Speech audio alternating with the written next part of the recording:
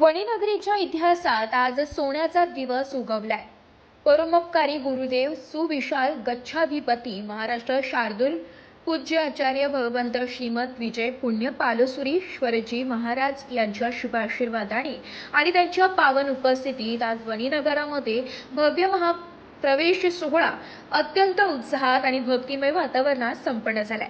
एकाच वेळी तीन आचार्य भगवंतांचे आगमन। आजच्या या मंगल प्रसंगाचे खास वैशिष्ट्य म्हणजे गच्छाधिपती श्री पुण्य पालसुरीश्वरजी महाराजांच्या सोबत प्रवचननिधी पू आचार्य श्री विजय भव्य भूषण सुरीश्वरजी मसा योगक्षेम निधी पू आचार्य श्री विजय भुवन भूषण सुरीश्वरजी मसा आणि व्यवहार निधी पू आचार्य श्री विजय वज्रभूषण सुरीश्वरजी मसा या तीनही आचार्य भगवंतांचे वणी नगरीत एकाच वेळी आगमन झाले। या त्रिवेणी संगमाचे दर्शन घेण्यासाठी वणीचा परिसरातील जैन बांधवांनी मोठी गर्दी केली होती। वाजत गाजत निघाली भव्य शोभायात्रा। शुक्रवार दिनांक 10 एप्रिल रोजी सकाळी ठीक 8 वाजता वणीनगराच्या वेशीवर आचार्य भगवंतांचे आगमन झाले।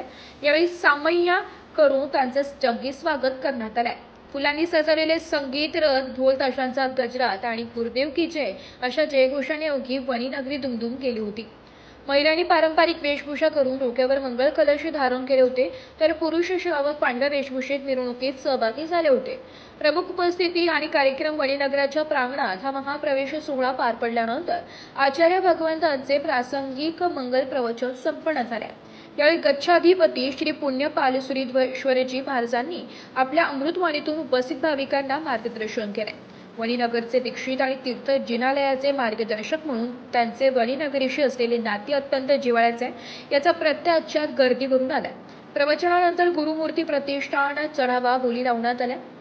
श्री संभवनाथ जैन श्वेतांबर मूर्तीपूजक तपा गच्छ संघ वणी अमिझरा श्री शंखेश्वर पार्श्वोदय तीर्थवणी यांच्या वतीने सर्व भाविकांसाठी आणि पाहुण्यांसाठी चोख व्यवस्था करण्यात आली होती।